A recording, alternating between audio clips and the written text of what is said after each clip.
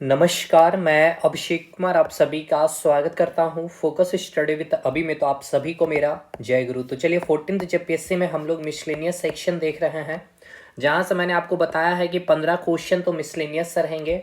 और मिसलेनियस में अवार्ड्स और स्पोर्ट्स का जो टॉपिक है और इंटरनेशनल ऑर्गेनाइजेशन, इसको मिला करके कुल 4 से 5 या 6 क्वेश्चन भी आपके करंट अफेयर को उनको जोड़ करके पूछा जाएगा। तो ये सेक्शन 20, 21, 19 ये इतने नंबर आपको याद रखने हैं कि इतने क्वेश्चन आपके बन सकते हैं इस टॉपिक से। तो बहुत इंपॉर्टेंट पार्ट है, बहुत कम समय में चीज़ें कंप्लीट की जा सकती है।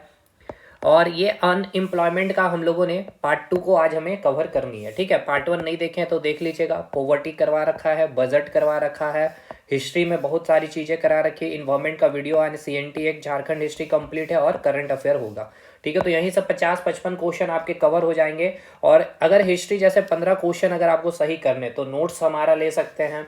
ये मिसलेनियस सेक्शन का कंप्लीट नोट्स कंप्लीट पेपर 1 का ले सकते हैं। पेपर 2 में जैसे सीएनटी एक झारखंड हिस्ट्री और आपका आर्ट एंड कल्चर आपको कंप्लीट मिल जाएगा। और नोट्स तो आपने कल देखा ही कैसे चीज़ें आपको मिलती है, कैसे हर एक चीज़ को मैंने एक्सप्लेनेशन के साथ बताया है। कल के वीडियो आप देख लेंगे, ठीक है। जो लेना चाहते हैं इस नंबर पर कॉन्टेक्ट कर सकते हैं, फी वगैरह भी जान सकते हैं। तो देखिए, आज हम लोग जो बात करने वाले हैं टाइप्स ऑफ अनएम्प्लॉयमेंट के बारे में, नेचुरल रेट ऑफ अनएम्प्लॉयमेंट और जो डाटा कलेक्शन है। एक छोटा सा ये पार्ट है लेकिन इसको भी इंपॉर्टेंट है हमारे एग्जाम के लिए, ठीक है। तो इससे पहले कल हम लोगों ने क्या क्या चीज़ें कवर कर लिया है उसको एक बार हम लोग फटाफट रिवाइज कर लेते हैं, क्योंकि बहुत इंपॉर्टेंट सेशन था कल का। और एक चीज़ ये समझिएगा कि जिस तरीके से मैंने करवाया है भाई, चाहे यूट्यूब पे हो चाहे एप्लीकेशन पे हो, मतलब एकदम ऐसा नहीं सोचना है कि एप्लीकेशन में ही पढ़ना, जो आप पढ़ रहे हैं तो उसमें कुछ बहुत अलग तरीके का। मैंने यूट्यूब पे भी उसी तरीके से चीज़ों को डिलीवर किया है कि आप अगर समय दे रहे हैं वीडियो में तो वो आपका व्यर्थ नहीं जाएगा, मतलब कि एकदम क्वालिटी कंटेंट के साथ। तो देखिए, सबसे पहले हमने अनएम्प्लॉयमेंट के डेफिनेशन के बारे में बात किया था। उसके बाद हमने लेबर फोर्स यानी कि श्रम शक्ति, सॉरी, आपका जो श्रम शक्ति क्या होता है और आपका वर्क फोर्स यानी कि कार्य शक्ति क्या होता है, इसके बारे में पहले हमने क्या कहा, क्या करा था, हमने पूरा बेसिक से चीज़ों को समझा, ठीक है। कार्य शक्ति के बारे में, श्रम शक्ति के बारे में और अनएम्प्लॉयमेंट यानी कि बेरोजगार जो आप कहते हैं किसे कहते हैं वो पहले हम लोगों ने समझा। फिर हमने जाना कि अनएम्प्लॉयमेंट को निकालने का फॉर्मूला क्या होता है, लेबर फोर्स को। अब हिंदी इंग्लिश आपको नहीं करना है, यहाँ पे सारी चीजें मैंने यहाँ पे, ठीक है, जो चीजें यहाँ पे सारी चीजें लिख दी गई, ठीक है ना। जैसा अनएम्प्लॉयमेंट बेरोजगारी हिंदी हो गया, लेबर फोर्स आपका श्रम शक्ति हो गया, वर्क फोर्स आपका कार्य शक्ति हो गया। कई स्टूडेंट्स बोलते हैं इंग्लिश हिंदी में मिलेगा, तो देख लीजिए यही कंटेंट आपको मिलेगा भाई, ठीक है। चलिए, तो अनएम्प्लॉयमेंट का फॉर्मूला क्या हो गया आपका, labour force minus work force यानी श्रम शक्ति माइनस कार्यबल। श्रम शक्ति यानी कि लेबर फोर्स किसको कहते हैं, जो 3 कंडीशन इसमें मैंने आपको बताया थे, 15 से 59 वर्ग में आने चाहिए, एज ग्रुप में आने चाहिए, आपके पास योग्यता होनी चाहिए, एबिलिटी होनी चाहिए और आप क्या है उस रेट पे काम करने के लिए तैयार है, तो ही आप इस लेबर फोर्स के दायरे में आएंगे। और वर्क फोर्स यानी कि कार्य शक्ति वो किन्हें कहते हैं, जो कार्य कर रहे हैं, ठीक है ना, कोई भी क्षेत्र में कार्य कर रहे हैं। इसके बाद अनएम्प्लॉयमेंट रेट हमने निकालना सीखा। तो सिंपल सी बात है, कोई भी परसेंटेज में जो भी रेट निकलता है किस पे निकाल रहे हैं, तो अनएम्प्लॉयमेंट हम लोग लेबर फोर्स पे निकालते हैं, इसलिए नीचे कौन रहेगा, लेबर फोर्स, यानी कि डिनोमिनेटर में लेबर फोर्स यानी कि श्रम शक्ति रहेगी आपकी, और अनएम्प्लॉयड पर्सन जितने बेरोजगारों की संख्या है इंटू 100। फिर आपका श्रम शक्ति दर अगर पूछ लिया जाए, लेबर फोर्स पार्टिसिपेशन रेट अगर आपका पूछ लिया जाए, तो टोटल पॉपुलेशन में आपको जो लेबर फोर्स है यानी कि जो 15 से 59 वर्ग एज में आते हैं, योग्यता एबिलिटी है और उस रेट में यानी कि प्रेजेंट जो रेट है एक लेबर का, वो उस रेट पे काम करने के लिए तैयार है, इंटू 100 ये आपका निकल जाएगा labour force rate. Participation rate यानी कि सहभागिता दर के बारे में बताया, यानी कि देश में कुल कितने प्रतिशत लोग हैं जो काम कर रहे हैं, तो टोटल पॉपुलेशन जो कार्य कर रहे हैं, work force into 100। Dependency ratio के बारे में मैंने बताया था। अब डिपेंडेंसी रेशियो का आपको कोरिलेशन करना था, मैंने कैसे सिखाया था कि जिस भी देश में यंग पॉपुलेशन जितनी अधिक होगी तो डिपेंडेंसी रेशियो क्या होगी भाई, सॉरी यहाँ पे डायरेक्टली प्रोपोर्शनल लिख दिया गया है, देखिए समझिए। यहाँ पे मैंने बताया था कि डिपेंडेंसी रेशियो क्या होगा, अगर 15 से 59 वर्ग का ये जो ग्रुप आप देख रहे हैं, अगर इस ग्रुप की आबादी की जो भी देश में बहुत अधिक है, जैसे कि इंडिया में आबादी अभी 1 नंबर में पॉपुलेशन, लेकिन ये आबादी यंग पॉपुलेशन की, तो उस देश की अर्थव्यवस्था या उस देश की स्थिति या हर पूरे विश्व में हर देश की नजर किस पे होती है? भारत पे होती है, क्योंकि यहाँ पे लेबर जो है बहुत कम कॉस्ट में क्या मिल जाते हैं? आसानी से मिल जाते हैं। तो अगर यंग पॉपुलेशन अधिक है तो डिपेंडेंसी रेशियो क्या रहेगी भाई? कम रहेगी। ये कल के क्लास में आप देख लेंगे, यहाँ मैंने डायरेक्टली प्रोपोर्शनल लिख दिया था इसलिए मैंने उसको हटा दिया है, इसलिए आप इसको यहाँ से समझिए कि अगर यंग पॉपुलेशन में यहाँ कर देता हूं, जिस भी देश की बहुत अधिक होगी, अगर ये आपको अभी समझ में नहीं आ रहा होगा, ठीक है, क्योंकि कल हमने इसमें 1 घंटे का लेक्चर लिया था। तो अगर यंग पॉपुलेशन बहुत अधिक है वहां पे, यानी कि यंग पॉपुलेशन अधिक है, यानी कि इस वर्ग में वो लोग लाई कर रहे हैं, एबिलिटी है, योग्यता है और उस रेट में कार्य करने को तैयार है, तो डिपेंडेंसी क्या होगी भाई? कम होगी। ठीक है, तो इसका एग्जाम्पल भी मैंने दिया था इंडिया चाइना को लेकर के। क्यों चाइना की सरकार चाहती है कि जनसंख्या बढ़े और भारत सरकार क्यों चाह रही है जनसंख्या को रोकना? इसके पीछे भी रीजन आपका डिपेंडेंसी रेशियो था। अब पार्टिसिपेशन रेट जितना अधिक है, यानी कि सहभागिता दर जितना अधिक है, जिस भी देश में ज्यादा लोग कार्यरत है, यानी कि यंग पॉपुलेशन के ग्रुप में आ रहे हैं, तो पार्टिसिपेशन रेट ज्यादा होगी, तो डिपेंडेंसी रेशियो क्या होगी भाई? कम। आपकी अगर पार्टिसिपेशन रेट अगर कम होगी तो डिपेंडेंसी रेशियो ज्यादा होगी। जैसे कि घर में एक एग्जांपल दिया था कि कार्य करने वाले 1 है और उस पर डिपेंडेंट लोग 4 है, और एक घर जहां काम करने वाले लोग 2 है और वहां पर डिपेंडेंट लोग कितने हैं? 4 है। तो सिंपल सी बात है, उस घर की या डिपेंडेंसी रेशियो उस घर की क्या होगी भाई? कम होगी, जिस घर में 2 लोग कार्य करने वाले हैं। और पार्टिसिपेशन रेट अगर ज्यादा है, जैसे कि 2 लोग ज्यादा कार्य करने वाले हैं कंपैरेटिवली एक काम करने वाले से, तो वहां पे देखिए डिपेंडेंट रेशियो क्या आ जाएगी? कम आ जाएगी। यानी कि यहाँ पे आपका रिलेशन है या पार्टिसिपेशन रेट और डिपेंडेंसी रेशियो का क्या है? Inversely proportional. ठीक है, अगर पार्टिसिपेशन रेट कम होगा तो डिपेंडेंसी रेशियो ज्यादा होगा, और अगर पार्टिसिपेशन रेट अधिक होगा तो डिपेंडेंसी रेशियो कम होगा। ठीक है, ये 7 फॉर्मूला हमने देखा है। तो चलिए आज हम लोग आगे कंटिन्यू करते हैं जो आज हम लोगों का मेन टॉपिक है, और इसके बारे में फिर हमने और भी चीज़ें आपको बताई थी, जैसे कि मैं बता दूं कि अनएम्प्लॉयमेंट का जो रिपोर्ट जारी करती है कौन करती है? नीति आयोग करती है। डाटा कौन कलेक्ट करता है? NSSO। न्यू नाम क्या है? NSO है। ये सारी चीज़ें मैंने बता रही किस मंत्रालय के अंदर आके काम करती है, तो श्रम व रोजगार मंत्रालय के तहत ये काम करती है, ministry of labour and employment. अभी आप कमेंट करके बताइए उसके मंत्री कौन है, ठीक है ना। ये सारी चीज़ें हमने ऑलरेडी डिस्कशन कर चुके हैं। तो चलिए आज का जो मेन टॉपिक है हम लोग आज वहां से स्टार्ट करते हैं, लेकिन उससे पहले आप एक चीज़ और देख लें कि देखिए जो भी चीज़ें अभी हम लोग पढ़ेंगे वो सारी चीज़ें लिख दी गई है, ठीक है ना। टाइप्स ऑफ बेरोजगारी जो पढ़ने वाले हैं, अंडर अनएम्प्लॉयमेंट, फ्रिक्शनल अनएम्प्लॉयमेंट हो गया आपका, इसके बाद साइक्लिकल बेरोजगारी, ये सारी चीज़ें लिखी हुई, इसलिए आपको लिखने पे ध्यान नहीं देना, मेन आपको समझने पे ध्यान देना। वो सारी चीज़ें जो मैं आपको बताऊंगा वो सारी चीज़ें आपको लिख दी गई है।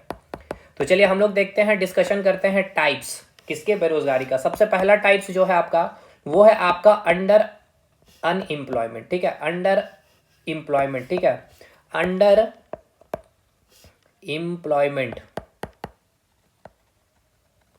अब ये क्या है इसको समझिएगा, हिंदी में हम कहते हैं अर्ध रोजगार, समझेंगे अभी इसको हम लोग अच्छे से। और इसे हिंदी में एक और नाम से कहा जाता है अल्प रोजगार, ठीक है ना। इसका मतलब क्या है इसको समझिए।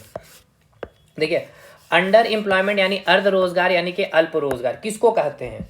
देखिए जब कोई व्यक्ति, ठीक है ना, ध्यान से सुनिएगा, जब कोई व्यक्ति अपनी योग्यता से कम काम करता है, जैसे कि आपने एक वर्ड सुना होगा पार्ट टाइम जॉब, चलिए कर लेते हैं, ठीक है, पार्ट टाइम जॉब। और आप में से बहुत स्टूडेंट कर भी रहे होंगे। आपकी योग्यता क्वालिफिकेशन क्या है? ग्रेजुएशन होंगे, कोई सिंपल ग्रेजुएशन होगा, कोई टेक्निकली स्ट्रांग होंगे, बीटेक होंगे, एमटेक भी होंगे, है ना। ये आपकी क्या है भाई? योग्यता है, ठीक है, ये आपकी क्या है? क्वालिफिकेशन है। बट इसके बावजूद भी अभी आप उस क्वालिटी मतलब जो आपकी योग्यता है उसके अकॉर्डिंग आपको जॉब में नहीं मिल पाई है, इसलिए आप क्या कर रहे हैं? पार्ट टाइम जॉब कर ले रहे हैं, ट्यूशन कर ले रहे हैं भाई, यानी कि टीचिंग कर ले रहे हैं आप, या कोई भी अदर ऑनलाइन ई कॉमर्स पे आप कुछ काम कर ले रहे हैं, लेकिन आप अपनी योग्यता से, ठीक है ना, कम काम करते हैं। तो यानी ऑप्शन में आपको मिलेगा ये वर्ड पार्ट टाइम जॉब या योग्यता से कम काम करना, ठीक है ना। किस बेरोजगारी को किस रोजगार को तहत आता है, या अंडर एम्प्लॉयमेंट का ये सारे स्टेटमेंट आपको मिल जाएंगे, ठीक है। तो पार्ट टाइम वर्क करना और वर्क लेस देन एबिलिटी, यानी कि वह वर्क आप कर रहे हैं जो आपकी एबिलिटी से, या आपकी एबिलिटी बहुत अधिक है, उस एबिलिटी से कम आप क्या कर रहे हैं? किसी भी कार्य को कर रहे हैं, तो इसे कहा जाता है अंडर एम्प्लॉयमेंट। समझ में आया? यानी पहला पॉइंट आपको क्लियर हुआ कि नहीं? अंडर एम्प्लॉयमेंट, अर्ध रोजगार, अल्प रोजगार, मतलब कुछ समय के लिए वो रोजगार आपके लिए होता है। अगर आप टीचिंग कर रहे होते हैं तो कुछ समय के लिए, बाद में आप बहुत अच्छे संस्थान से जुड़ गए हैं या आपने खुद अच्छा एक अपने स्टार्टअप बना रखा है, आपने वैसे क्वालिटी कंटेंट दिए तो वो एक अलग है कि एक स्टार्टअप के बाद फिर वो एक आपका वो बिजनेस हो जाता है। देखिए चीज़ें जो है समझिए अच्छे से, क्योंकि आपको डायरेक्ट कोई भी चीज़ें इस टाइम यहाँ पे नहीं मिलेगी भाई, आपको स्टेटमेंट बेस्ड चीज़ें मिलेगी। और इसका क्वेश्चन में जब प्रैक्टिस कराऊंगा तब आपको समझ में आएगा कि पीसीएस यूपीएससी किस तरह के क्वेश्चन, सीडीएस एनडीए में भी बहुत अच्छे अच्छे सवाल आए हुए हैं। तो अंडर एम्प्लॉयमेंट और वो सारे सवाल मैं आपको एज इट इज आज मैं करा भी दूंगा बोलते हुए इस टॉपिक को, ठीक है। तो अगर आप नहीं भी प्रैक्टिस करेंगे तो टेंशन मत लीजिए, सुनिए हर एक चीज को। अंडर एम्प्लॉयमेंट मैंने क्या कहा कि भाई वो कोई भी व्यक्ति जिसकी जो एबिलिटी है उस योग्यता से अगर कोई कम काम करता है, ठीक है ना, अपनी योग्यता के अकॉर्डिंग कार्य नहीं मिल पाया है, तो वो कोई भी as a part time job teaching कर ले रहा है भाई, ठीक है, या कोई भी प्रोफेशन ई कॉमर्स में जुड़ चुका है, तो उसे हम क्या कहते हैं, अंडर एम्प्लॉयमेंट यानी कि अर्ध रोजगार। क्लियर हो गया ये। चलिए तो सेकंड बेरोजगारी अब हम लोग देखते हैं। सेकंड, पहला हो गया अंडर एम्प्लॉयमेंट, दूसरा है आपका फ्रिक्शनल यानी कि आंशिक, फ्रिक्शनल, ठीक है ना, क्या कहेंगे हम लोग इसको, फ्रिक्शनल, हिंदी में हम लोग इसे कहते हैं घर्षण, या और एक नाम से जाना जाता है जिसे कहते हैं पार्शियल, और हिंदी में हम इसे कहेंगे आंशिक बेरोजगारी। किस बेरोजगारी को हम लोग आंशिक या फ्रिक्शनल बेरोजगारी कहते हैं, इसको समझते हैं हम लोग। देखिए कोई भी व्यक्ति कहीं पे भी कोई भी कंपनी में, जैसे कि कोई एक कंपनी का नाम ले लिया जाए, जैसे कि टीसीएस में कोई व्यक्ति काम कर रहा हुआ, ठीक है, इस कंपनी में काम कर रही है। अब जो व्यक्ति की जो भी योग्यता है, उनको ऐसा लगता है कि जो उनका जो पोस्ट है, जिस पोस्ट पे वो इस कंपनी में काम कर रहा है, शायद इस व्यक्ति को ऐसा लगता है कि और अच्छे पोस्ट और अच्छी सैलरी पे ये अगर दूसरे कंपनी में होते तो इनको मिल गया होता। तो ये व्यक्ति कुछ दिन का क्या करते हैं, या तो कुछ दिन के लिए नहीं, मतलब कि ये दूसरे कंपनी के लिए क्या कर रहे हैं, जैसे कि एक जस्ट दूसरा कंपनी का नाम ले लिया जाए इन्फोसिस, ठीक है। अब इनका ये टारगेट है कि इस कंपनी या कोई अदर एसेंचर वगैरह कोई भी दिस दैट कोई भी कंपनी जो एमएनसी कंपनी है, मैं बस लिख दे रहा हूँ, इसमें ये चाह रहा है ट्राई करना, तो इसको इन्होंने क्या कर दिया है, रिजाइन दे दिया। तो कुछ एक ऐसा टाइम पीरियड होता है, इस टाइम पीरियड में ये क्या होता है, बेरोजगार होते हैं, और फिर फर्दर ये किसी न किसी कंपनी के इंटरव्यू को क्रैक करके वो वहां पे ज्वाइनिंग कर लेते हैं अधिक सैलरी अच्छे पोस्ट के लिए। तो ये जो कुछ समय का जो बेरोजगारी रहा, इसे हम लोग कहते हैं फ्रिक्शनल घर्षण या फिर पार्शियल आंशिक बेरोजगारी, ठीक है। मतलब कुछ समय के लिए, अगर कीवर्ड यहाँ पे अगर देखा जाए जो आपको ऑप्शन में मिलेगा, मतलब कुछ समय की ये बेरोजगारी होती है, कुछ समय के लिए, या किसी भी कारणवश हो सकता है कि टीसीएस की जो सीईओ या फिर कोई भी आपके जो हेड जो है वो आपको क्या कर दिया है, वहां से आपको ये हटा दिया गया उस कंपनी से, तो आप कुछ समय के लिए तो बेरोजगार रहेंगे जब तक कि आप दूसरे किसी कंपनी के लिए आप सेलेक्ट ना हो जाए। तो क्लियर हो गया भाई, यहाँ पे कुछ समय की ये बेरोजगारी जिसे फ्रिक्शनल बेरोजगारी। अंडर एम्प्लॉयमेंट जो आपकी योग्यता है उस योग्यता से कम कोई कार्य को आप कर रहे होते हैं as a part time job हो गया। ये क्लियर है यहाँ तक चीजें। चलिए तो दो बेरोजगारी आपको आएगा, अब आपको बन जाएगा इससे क्वेश्चन। अब तीसरा जो है आपका बेरोजगारी जिसे हम लोग कहते हैं चक्रीय, या इंग्लिश में हम इसे कहेंगे साइक्लिकर बेरोजगारी, ठीक है। बहुत इंपॉर्टेंट है, ये आपके सीडीएस में पूछा जा चुका है ये क्वेश्चन, ध्यान से सुनिएगा। ये बेरोजगारी कब आती है, जब देश की ये डिपेंड करता है देश की इकोनॉमिक सिचुएशन पे, ठीक है ना। देश की जो आर्थिक स्थिति होती है ये डिपेंड करता है देश की आर्थिक स्थिति के ऊपर। देश की जो आर्थिक स्थिति है इसके अनुसार ये बेरोजगारी आती है। जैसे कि अगर देश में मंदी है भाई, ठीक है, अगर देश की जो आर्थिक सिचुएशन बहुत ही खराब है, मंदी पड़ी है, तो भाई ये आपकी जो अब वहां पे आप देखेंगे कि बहुत सारे कंपनी में क्या किया जा रहा होगा, एम्प्लॉय को हटाया जा रहा होगा। तो उस समय की ये जो बेरोजगारी है ये होती है चक्रीय बेरोजगारी, जिसे हम लोग कहते हैं साइक्लिकल अनएम्प्लॉयमेंट। किसी भी देश में जैसे मंदी जैसे सिचुएशन आ गई है, तो इस मंदी के कारण जो बेरोजगारी वहां पे उत्पन्न होगी उसको हम लोग कहेंगे साइक्लिकल यानी कि चक्रीय बेरोजगारी। देश की ये किस पे डिपेंड करती है, आर्थिक स्थिति पे ये डिपेंड करती है बेरोजगारी। अब ये चक्रीय इसको इसलिए कहा जा रहा है क्योंकि ये हर देश में ये होता ही रहता है कि जैसे ही देश की अगर इकोनॉमिक स्थिति ऊपर जा रही है, ठीक है, तो अब ये जो चक्रीय जो बेरोजगारी है यहाँ पे क्या होगा, बेरोजगारी रेट कम हो जाएगा। लेकिन फिर कुछ ऐसा समय आएगा जो आपका बिल्कुल यहाँ पे उस देश में जो इकोनॉमिकली सिचुएशन या तो कुछ ना कुछ हद तक नीचे जा रही होगी या मंदी जैसे सिचुएशन बन जाएगी, ठीक है ना। तो फिर इस सिचुएशन में क्या होगा, वहां पे बहुत सारे कंपनी में एम्प्लॉय को ले ऑफ किया जाता है। तो यहाँ पे ये आपका एक देश में ये चक्रीय चलता ही रहता है, इकोनॉमिक सिचुएशन अप डाउन होते ही रहती है, इसलिए इसको कहा गया है चक्रीय यानी कि साइक्लिकल बेरोजगारी। ठीक, तीसरा हो गया ये चौथा बेरोजगारी। अब हम लोग बात करेंगे ये सारा चीज आपका लिखा हुआ है नोट्स में, मैं अभी आपको दिखाऊंगा भी। डिसगाइज्ड या फिर इसे हम लोग हिडन, जो हमें दिखती नहीं है, छिपी हुई बेरोजगारी जिसे हम कहते हैं। ठीक है, छिपी हुई, या फिर आपको मेनली ये वर्ड से आपको एग्जाम में मिलेगा प्रच्छन्न बेरोजगारी। एग्जाम में पूछा गया सवाल। देखिए अब इसका एक एग्जाम्पल देते हैं, जैसे कि कोई एक ये आपकी कारखाना हो गई या कोई भी कंपनी हो गई। अब यहाँ पे जो काम करने वाले जो एम्प्लॉय है वो एम्प्लॉय की संख्या है 100। ठीक है, 100 पर्सन क्या कर रहे हैं, काम कर रहे हैं। और यहाँ पे मान के चलते हैं कि 10 केजी चीनी, ठीक है ना, 10 केजी चीनी का प्रोडक्शन होता है। लेकिन ये 10 केजी चीनी में अभी कितने लोग यहाँ पे कार्यरत है, 100 लोग हैं कार्यरत, 100 लोगों को पैसा दिया जा रहा है। बट ऐसा है कि ये 100 केजी जो चीनी का जो प्रोडक्शन हो रहा है, इसके लिए मेनली 100% ही क्या थी, रिक्वायरमेंट थी इस कारखाना में या इस कंपनी में। तो यहाँ पे जो एक्स्ट्रा जो 20% आप जो देख रहे हैं या 20 एम्प्लॉय जो देख रहे हैं वो एक्स्ट्रा है भाई। मतलब इसके द्वारा कोई भी प्रोडक्शन नहीं किया जा रहा है इस कंपनी में। मतलब इस समझिए इसको कि जो यहाँ पे 100% को सैलरी दी जा रही थी, 100% कहने का मतलब कि 100 एम्प्लॉय जो वहां पे काम कर रहे थे, जो 10 केजी चीनी का प्रोडक्शन कर रहे थे, एक्चुअल ये देखा गया कि वो 80 एम्प्लॉय ही काफी थे उस 10 केजी के प्रोडक्शन में। जो एक्स्ट्रा जो 20% या 20 एम्प्लॉय जो आप देख रहे हैं, इस 20 एम्प्लॉय के द्वारा जो प्रोडक्शन हो रहा था या फिर उत्पादन जो है वो क्या है आपका 0।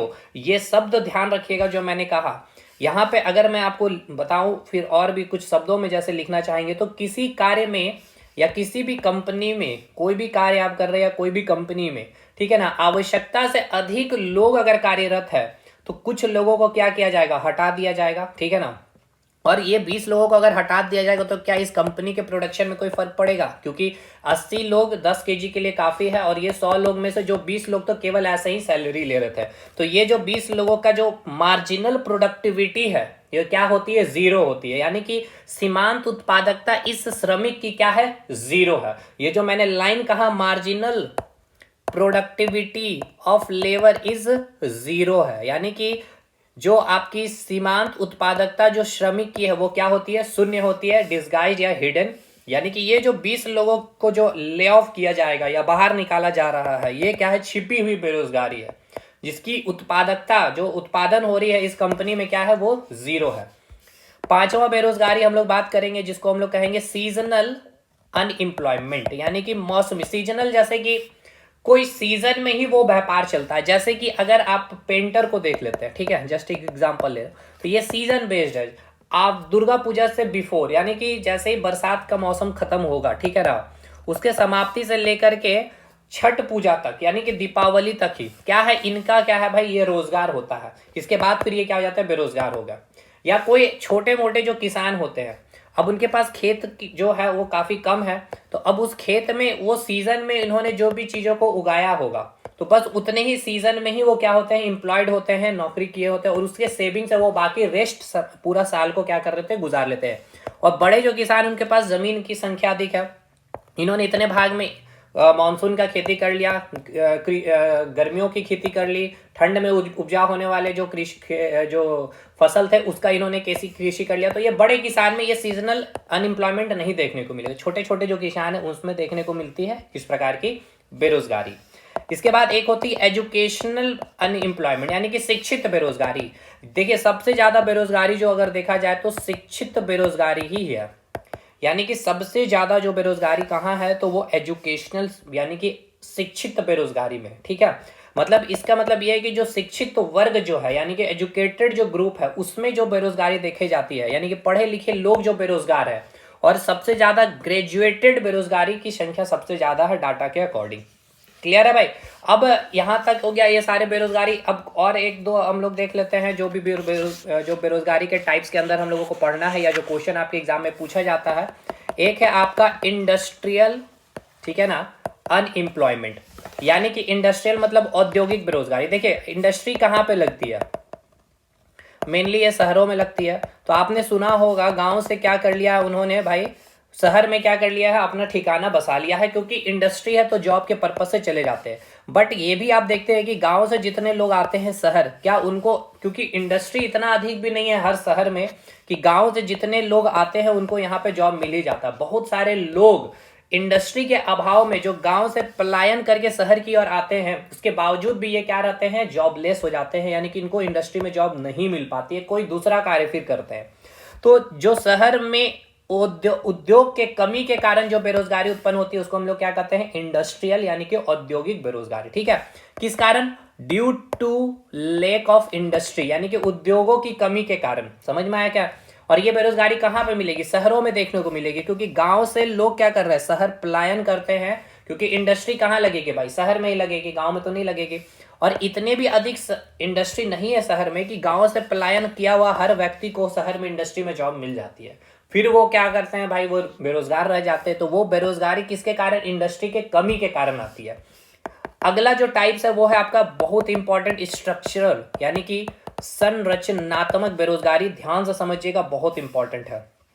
स्ट्रक्चर चेंज हो गया, जैसे कि कोई एक न्यू टेक्नोलॉजी आ गई है, आप किसी भी कंपनी में, टेक्निकल कंपनी में काम कर रहे थे, अब एक नई टेक्नोलॉजी आ गई है, अगर आप उस टेक्नोलॉजी को नहीं सीखें तो अब आपको क्या किया जाएगा, उस कंपनी से आपको बाहर कर दिया जाएगा। ठीक है, दूसरा, अब इस न्यू टेक्नोलॉजी को सीखने के लिए आपको खर्च भी करना पड़ेगा, क्योंकि न्यू टेक्नोलॉजी है, आप वहां कहीं का भी आप उनका क्या करेंगे, एजुकेशन लेंगे, प्राप्त करेंगे, अब उसको पढ़ने के लिए आपको खर्च करना पड़ेगा।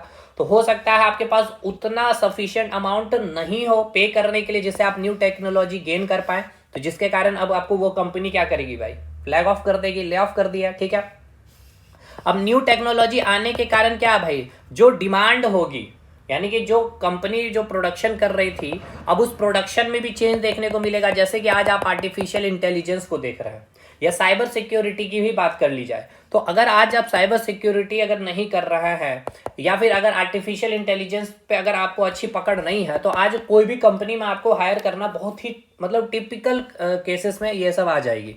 तो ये न्यू टेक्नोलॉजी, क्योंकि प्रोडक्शन में क्या है, अब जो इनका जो एआई के आ जाने के कारण साइबर क्राइम बहुत अधिक डेवलप कर चुका है, जिसके कारण अब कंपनियों की डिमांड क्या है भाई, चेंज होती जा रही है। तो डिमांड पैटर्न में क्या आ रहा है, चेंज आ रहा है। ध्यान रखिएगा, अगला सब डिमांड पैटर्न में क्या आ रहा है, चेंज आ रहा है। ठीक, इसके बाद जो देखा जा रहा है, इसके बाद इसी में एक पॉइंट मैंने क्या बताया, जो आपका स्ट्रक्चरल जो बेरोजगारी किस कारण, स्ट्रक्चर ही चेंज हो गया कंपनी में न्यू टेक्नोलॉजी आने के कारण। अब वो न्यू टेक्नोलॉजी आपने गेन नहीं किया किसी भी कारण से, तो वो आप बेरोजगार हो, वहां से कंपनी आपको निकाल दी। कंपनी की अब डिमांड चेंज होती जा रही है, यानी क्या होती जा रही है भाई, चेंज इन डिमांड पैटर्न। इसके बाद अगला पॉइंट है इनएडिक्वेट प्रोडक्शन कैपेबिलिटी, क्योंकि अब जो टेक्नोलॉजी न्यू आ गई है, ठीक है, तो जो प्रोडक्शन है वो अपर्याप्त हो पा रही है। कंपनी उस टेक्नोलॉजी को अगर गेन नहीं कर पाए, जैसे कि आज अगर एजुकेशन सिस्टम में ही अगर आप ऑफलाइन पढ़ा रहे हैं, अगर आज आप ऑनलाइन को नहीं खुद से जोड़ पा रहे हैं, या ऑनलाइन में उसी क्वालिटी का या कंसेप्चुअली वे में आप डिलीवर ही नहीं कर पा रहे हैं, तो भाई क्या है, आपका जो उत्पादन क्षमता है वो क्या है, अपर्याप्त हो गया। वही मैं समझाना चाह रहा हूँ कि इनएडिक्वेट, यानी कि कोई भी कंपनी अगर न्यू टेक्नोलॉजी को अडॉप्ट नहीं कर पाई, तो जो इस कंपनी से उत्पादन होगी वो क्वालिटी नहीं दे पाएगी जो दूसरी कंपनी दे देगी। यानी कि अगर मैं ऑफलाइन पढ़ा रहा हूँ, ठीक है, और अगर मैं ऑनलाइन में भी वही तरीके से नहीं पढ़ा पाऊँ, तो मेरी जो प्रोडक्टिविटी वो कम हो गई, और दूसरा कोई उससे भी बेटर पढ़ा रहा तो इसकी प्रोडक्टिविटी अधिक हुई कि नहीं, पहले ये बताइए। ठीक है भाई, ठीक है, तो स्ट्रक्चरल यानी कि संरचनात्मक जो बेरोजगारी है वो समझ में आया। क्या है भाई संरचनात्मक, यानी कि संरचना चेंज हो गई है, न्यू टेक्नोलॉजी आ जाने के कारण आपको क्या हुआ भाई, कंपनी से ले ऑफ कर दिया गया है, यानी हटा दिया गया है, या आपने उस न्यू टेक्नोलॉजी को अडॉप्ट ही नहीं कर पाया, आपके पास उतनी पूंजी नहीं थी, पूंजी में कमी के कारण, या उस कंपनी ने उस न्यू टेक्नोलॉजी को अच्छे तरीके से इंप्लीमेंट नहीं कर पाया, जिसके कारण जो उत्पादन जो थी, यानी कि जो प्रोडक्शन थी वो इनएडिक्वेट अमाउंट में हो पाई, यानी कि अपर्याप्त उत्पादकता हो पाई।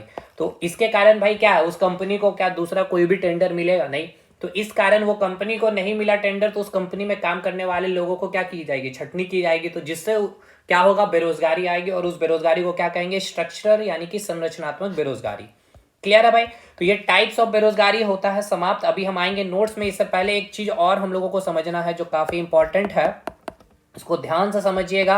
अभी लेटेस्ट एग्जामिनेशन में आपके यूपीएससी एनडीए सीडीएस में पूछा गया है, इसीलिए इसको समझ लीजिए अच्छे से। नेचुरल रेट ऑफ अनएम्प्लॉयमेंट, ठीक है। नेचुरल, इस पे हम लोग क्वेश्चन जब कर लेंगे तो और भी अच्छे से आपका प्रैक्टिस हो जाएगा। तो नेक्स्ट क्लास में प्रैक्टिस से होगा हम लोगों का, जो है आपको हिंदी में कहेंगे बेरोजगारी दर, ठीक है ना, सॉरी बेरोजगारी की प्राकृतिक दर, यानी कि नेचुरल, यहाँ पर रेट की हम लोग बात कर रहे हैं, प्राकृतिक दर की बात कर रहे हैं। अब इसको पहले ये दो चीज को समझिए कि इसको हम लोग निकालते कैसे हैं। बेरोजगारी की जो प्राकृतिक दर है वो निकालते कैसे हैं, तो उसको हम लोग निकालते हैं जो आपकी जो फ्रिक्शनल जो बेरोजगारी है, ठीक है ना, जो फ्रिक्शनल अनएम्प्लॉयमेंट है और जो आपकी स्ट्रक्चरल जो यानी कि संरचनात्मक और घर्षण जो बेरोजगारी है, ठीक है, उन दोनों को मिला करके हम लोग क्या करते हैं, बेरोजगारी की प्राकृतिक दर। फ्रिक्शनल अनएम्प्लॉयमेंट मतलब क्या है, जो कुछ समय के लिए, ठीक है ना, कुछ शॉर्ट टाइम पीरियड के लिए आप क्या थे भाई, अनएम्प्लॉय हुए। स्ट्रक्चर में न्यू टेक्नोलॉजी के आने के कारण अगर उस टेक्नोलॉजी को आप अडॉप्ट नहीं कर पाए किसी भी कारणवश, आपके पूंजी में कमी होने के कारण आपने पूंजी उतना नहीं लगा पाया, या आप उस कंपनी ने नहीं लगा पाई, या आपने न्यू टेक्नोलॉजी को अच्छे से अडॉप्ट नहीं कर पाया, जिसके कारण जो प्रोडक्शन जो कैपेसिटी थी वो इनएडिक्वेट अमाउंट में रही, ठीक है। तो इन दोनों से हम लोग कैलकुलेशन करते हैं नेचुरल रेट ऑफ अनएम्प्लॉयमेंट का। और ये अवधारणा किसने दी थी, तो इसका नाम भी आपको याद रखना है, मिल्टन फ्रीडमैन का, ठीक है ना, फ्रीड या फ्राइड भी कहा जाता है, फ्राइड FRID, फ्रीडमैन, ठीक है। इन्होंने डेवलप किया था नेचुरल रेट ऑफ अनएम्प्लॉयमेंट, ठीक है। तो इसका संबंध किससे है, या फिर इसका हम कैलकुलेशन कैसे करते हैं, फ्रिक्शनल और स्ट्रक्चरल जो अनएम्प्लॉयमेंट है उसको कैलकुलेट करके किसने डेवलप किया था, मिल्टन फ्रीडमैन ने। अब 3 पॉइंट मैं बता रहा हूं, देखिए, जो नेचुरल है, ठीक है, यानी कि नेचुरल अनएम्प्लॉयमेंट जो रेट है, ठीक है, NUR मतलब समझ रहे हैं, NUR यानी कि नेचुरल अनएम्प्लॉयमेंट रेट की मैं बात कर रहा हूं, ठीक है।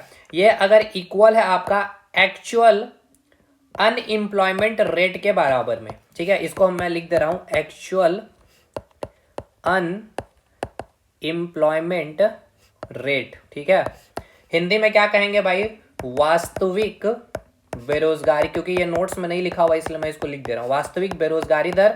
और ये हो गया आपका नेचुरल अनएम्प्लॉयमेंट रेट, ठीक है, यानी प्राकृतिक बेरोजगारी दर। जब प्राकृतिक बेरोजगारी दर यानी कि नेचुरल अनएम्प्लॉयमेंट रेट जब एक्चुअल अनएम्प्लॉयमेंट रेट के बराबर हो गई, यानी वास्तविक बेरोजगारी दर के बराबर जब होती है, तो ऐसी स्थिति में जो है आपकी ये कहा जाता है, इसका मतलब ये है कि जो अर्थव्यवस्था है पूर्ण क्षमता स्तर पर है, यानी कि जो बेरोजगारी जो दर होनी चाहिए उसके ही बराबर में प्राकृतिक बेरोजगारी दर, यानी कि दोनों अगर इक्वल है, तो यहां मैं लिख दे रहा हूं, अर्थव्यवस्था पूर्ण क्षमता स्तर पर है, ठीक है ना, अर्थव्यवस्था जो है पूर्ण क्षमता स्तर पर है। इसका मतलब क्या है, इसका मतलब यह है कि मतलब अपनी क्षमता, ठीक है ना, इसका मतलब यह है कि अपनी क्षमता का पूरी प्रयोग कर रहे हैं, ठीक है, जो कैपेसिटी होनी चाहिए उस सारी कैपेसिटी का क्या किया जा पा रहा है, प्रयोग किया जा पा रहा है, ठीक है, प्रयोग कर रहे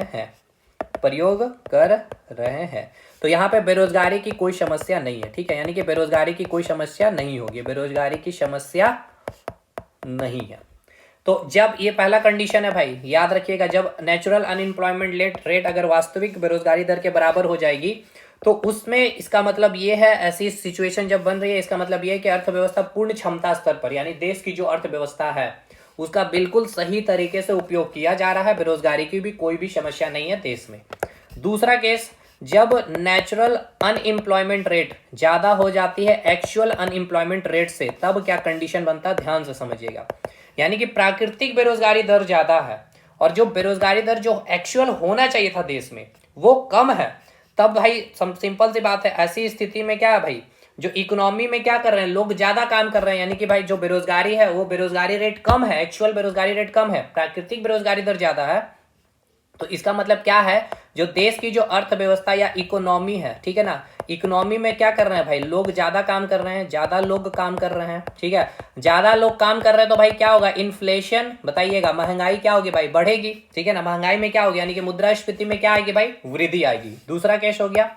तीसरा केस, अगर natural unemployment rate than actual unemployment rate से हो जाए, यानी कि एक्चुअल वास्तविक बेरोजगारी दर ज्यादा हो जाए, तब बताइएगा, जब एक्चुअल बेरोजगारी दर कम हो जाएगी भाई, लोग क्या है भाई, बेरोजगार हैं, सोर्स ऑफ इनकम नहीं है, पैसे नहीं है, तो खर्च कम करेंगे।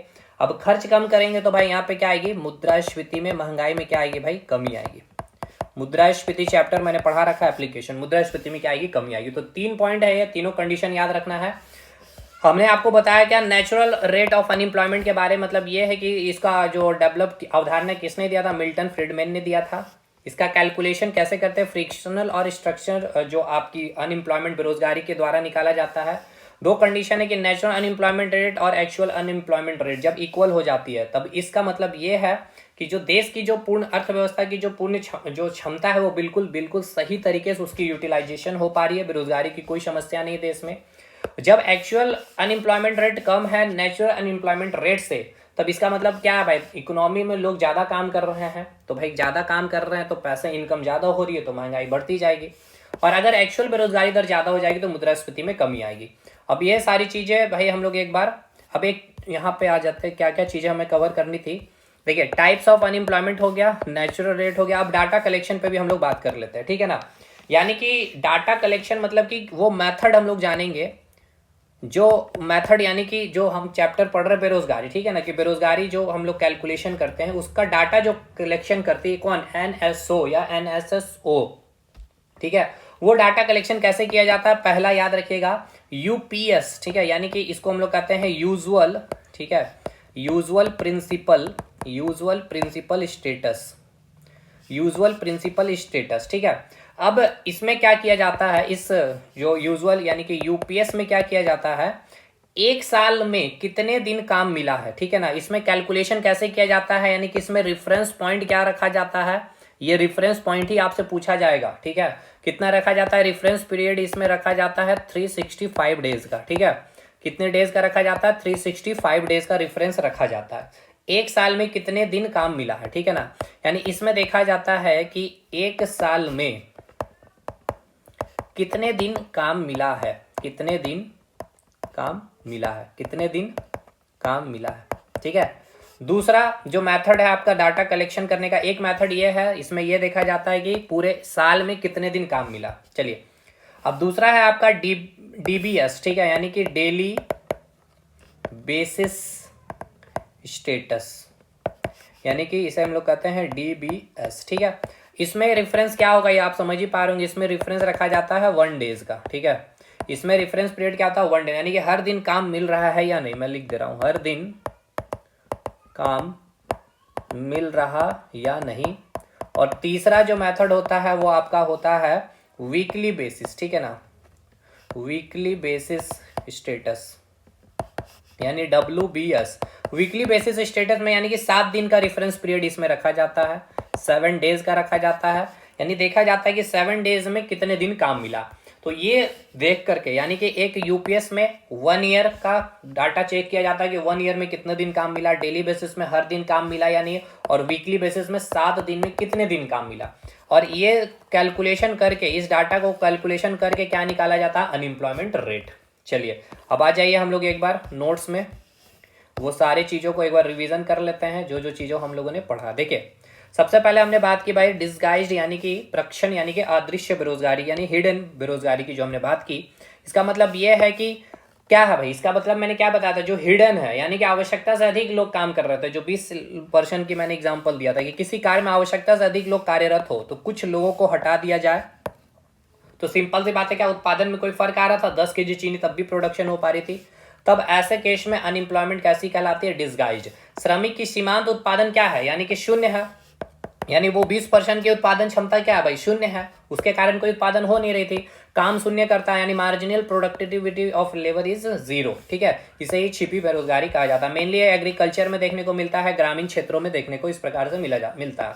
अंडर एम्प्लॉयमेंट यानी कि अल्प रोजगार, कुछ समय के लिए रोजगार होते हैं जब आप कुछ न्यू टेक्नोलॉजी को सीख रहे होते हैं, या आपको ले ऑफ कर दिया जा रहा है, या आपने खुद ही रिजाइन दे दिया है। वो मैंने बताया था कि जब कोई व्यक्ति अपनी योग्यता से कम काम करता है, एज अ पार्ट टाइम उसको कर रहा होता है, या उसकी एबिलिटी है या जितनी उसकी एबिलिटी है उससे कम कार्य कर रहा होता है, तो उसे अंडर एम्प्लॉयमेंट कहा जाता है। Part time work less than ability.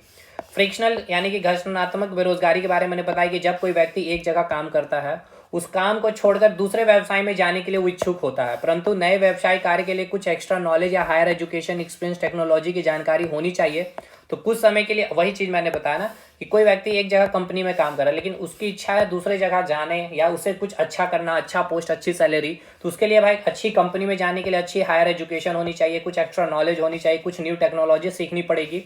तो कुछ समय उसको सीखने में लगेगा, जिसके कारण वो जो समय जो सीख रहे होते हैं, जो बेरोजगारी का टाइम पीरियड होता है, उसे ही हम लोग घर्षण बेरोजगारी कहते हैं। ठीक है। इसके बाद साइक्लिकल बेरोजगारी, ये भी आपको याद है भाई, जब मंदी रहेगी तो फिर बेरोजगारी रहेगी और फिर देश की इकोनॉमिकल सिचुएशन ठीक रहेगी, तो ये साइक्लिक पीरियड में घूमते ही रहता है। चलिए नोट्स में आप पढ़ लेंगे। सीजनल है कि मौसम के अकॉर्डिंग अगर आप कोई बिजनेस कर रहे हैं तो इसलिए बोला जाता है कि जैसे कि आप खान पान का अगर बिजनेस करें तो वो सालों भर आपका चलेगा। स्ट्रक्चर में मैंने बताया क्या कि अर्थव्यवस्था एक संरचना में परिवर्तन होने का है कि या तो देश सरकार ने कुछ इकोनॉमिकली पूरा का पूरा ढांचा ही चेंज कर दिया, उस कारण बेरोजगारी आ सकती है। ठीक है। या फिर कोई न्यू टेक्नोलॉजी आ गई है, उस न्यू टेक्नोलॉजी के कारण आपको बेरोजगारी आ सकती है। मांग में परिवर्तन आ गया है, चेंज इन डिमांड पैटर्न, मतलब कि अब जो टेंडर आपको कंपनी को मिला था, अब वो टेंडर जो है भाई, अब वो क्या कर रहे हैं भाई, टेंडर वाले कुछ और चीज डिमांड कर रहे हैं कंपनी से, क्योंकि न्यू टेक्नोलॉजी आ गई, तो उस कारण भी अब आपको टेंडर नहीं मिले पाएगा, तो उसमें काम करने वाले लोग बेरोजगार हो जाएंगे। न्यू प्रौद्योगिकी आने का, पुराने तकनीकी कारीगर जो अब भाई बहुत सारे ऐसे कारीगर है जो न्यू टेक्नोलॉजी, अब 50-55 साल में न्यू टेक्नोलॉजी को सीखना आसान भी नहीं है, या हर लोग न्यू टेक्नोलॉजी को सीख ले, उसके लिए कुछ पूंजी कुछ पैसे चाहिए भाई, तभी वो सीख पाएंगे, तो हर लोग तो नहीं कर पाएंगे एफर्ट, और ये पूंजी नहीं होने के कारण यही मैंने आपको समझाया। शिक्षित बेरोजगारी मैंने बताया सबसे अधिक है ग्रेजुएटेड लेवल पे। औद्योगिक इंडस्ट्री के कमी के कारण गांव से शहर जो लोग पलायन करते हैं, लेकिन उसके बावजूद भी बहुत सारे लोग, इंडस्ट्री बहुत अधिक संख्या में नहीं होने के कारण उनको रोजगार नहीं मिल पाता है। ठीक है। और ये मैंने बताया कि कंसेप्ट ऑफ अनएम्प्लॉयमेंट, बेरोजगारी की अवधारणाएं, जो कैलकुलेशन, ये सब जो मैंने बता दिया भाई वो यहाँ पे लिखा हुआ है। दैनिक स्थिति बेरोजगारी के सर्वप्रथम मार्ग प्रस्तुत करती है। ठीक है। तो ओवरऑल ये सारी चीज़ें थी, बस ये आपको अपने से मेंशन कर लेना है जो मैंने अच्छे से आपको लिख दिया था। नेचुरल रेट ऑफ अनएम्प्लॉयमेंट के बारे में, बेरोजगारी की प्राकृतिक दर, एक तो आपको ये याद रखना है, इसका कैलकुलेशन फ्रिक्शनल और स्ट्रक्चरल अनएम्प्लॉयमेंट से निकालते हैं हम लोग, मिल्टन फ्रीडमैन ने दिया था। और ये 3 केस वेरी वेरी इंपॉर्टेंट है। ठीक है। कि जब इक्वल हो जाएगा आपका नेचुरल और वास्तविक बेरोजगारी दर, तब यानी इसका मतलब ये है कि जो देश की आर्थिक क्षमता है एकदम संपूर्ण रूप से सही चल रही है, कोई बेरोजगारी की क्षमता नहीं है, जितनी क्षमता है उतनी पूरी प्रयोग में ली जा रही है।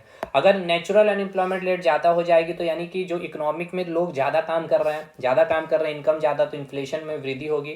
ठीक है। तो यहाँ पूछेगा इन्फ्लेशन को जोड़ के कि इन्फ्लेशन, महंगाई बढ़ेगी या घटेगी। और जब अगर नेचुरल अनएम्प्लॉयमेंट रेट कम और बेरोजगारी दर ज़्यादा है, तब भाई सिंपल सी बात है, यहाँ पे सिचुएशन थोड़ी सी खराब होगी, मुद्रास्फीति में यहाँ पे कमी आ जाएगी। ठीक है। तो भाई पॉवर्टी वाला पूरा मैंने कंप्लीट करा दिया है, नोट्स आपका अपलोडेड हो रखा है एप्लीकेशन में। बाकी जो लेना चाहते हैं वो हमें कांटेक्ट करके ले सकते हैं। फ़ी मैंने बताया है 299। ठीक है। अगर कंप्लीट मिसलेनियस 8 टॉपिक का लेना है तो, और 599 में मैंने कंप्लीट नोट्स बताया पेपर 1, और पेपर 2 में जैसे आपको बताया CNT एक्ट मिलेगा, झारखंड हिस्ट्री मिलेगा, और इसी में भी इसी 599 में मैं दे दे रहा हूँ। ठीक है। और झारखंड आर्ट एंड कल्चर, क्योंकि 599 में आपको पता है कि जीके में पूरा history, polity, geography, economic, static part, उसके बाद करंट आपका ये क्या बोलते हैं साइंस में फिजिक्स, केमिस्ट्री, बायोलॉजी का भी नोट इंक्लूडिंग, और इसमें में आपका ये मिसलेनियस सेक्शन जो अलग से 299 पे किए हैं लोग ने, वो इसी में इंक्लूड कर दिया। उसके साथ साथ ये झारखंड का भी 3 बहुत इंपॉर्टेंट पार्ट मैंने इंक्लूड कर दिया, क्योंकि समय अब कम है आपके लिए, तो जितना हो सकता है मेरे तरफ से, और जो भी चीज़ें है भाई, जितनी मेरी मेहनत है उसका ही बहुत तो ही कुछ परसेंटेज में ले रहा हूँ। ठीक। तो बाकी ये आपकी मर्जी है, कोई ज़रूरी नहीं कि आप ले ही, बाकी ये आप देख लेंगे। और अच्छे से अगर पढ़ना है तो मैं आपको सबसे बेस्ट सजेशन दूंगा कि एप्लीकेशन को इंस्टॉल करिए, वहाँ पे बैच से जुड़िए। आगामी 15th जब PSC के लिए पढ़ना है, मेंस के लिए पढ़ना है, जो भी एग्जामिनेशन के लिए पढ़ना है, वहाँ पे अवेलेबल है सारी चीज़ों को। ठीक है। और ये बहुत सारी चीज़ें फ्री भी है, पार्ट 1 को ज़रूर से आप देख लें। ठीक। चलिए मिलते हैं नेक्स्ट क्लास में हम लोग, तब तक के लिए धन्यवाद।